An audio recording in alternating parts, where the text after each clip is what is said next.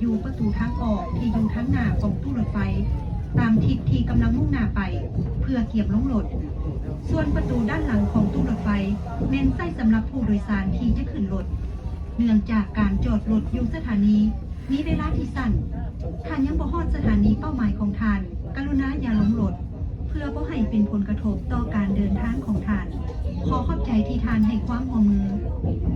พวกเขาใกล้จะถึงสถานีพลหงส์女士们、先生们，横宏站就要到了，请您提前到本车厢运行方向前端车门等候下车。运行方向后端车门请留给上车的旅客。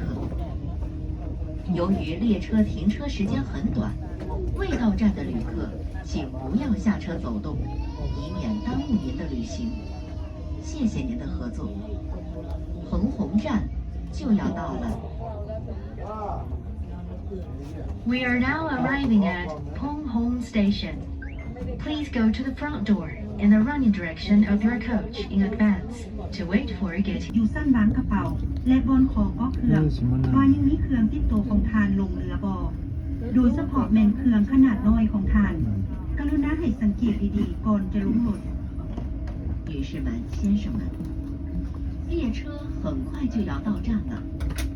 要下车的旅客，请认真收拾一下自己随身携带的行李物品，仔细检查。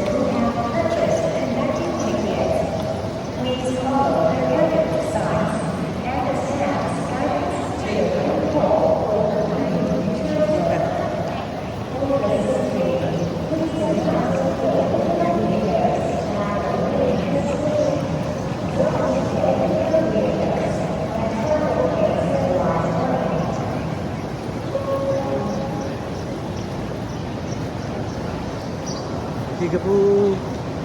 hey city, hey city. Eh? What's that?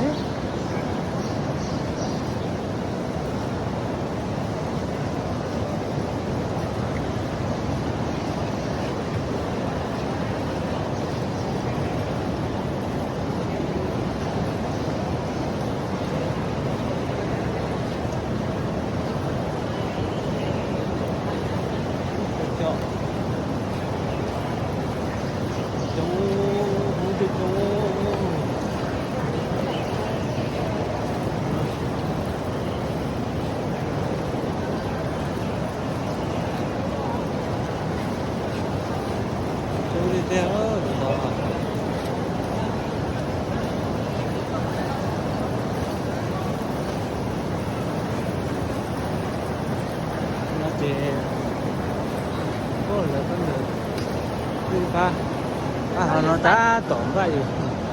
gần chết rồi nó trông tờ rồi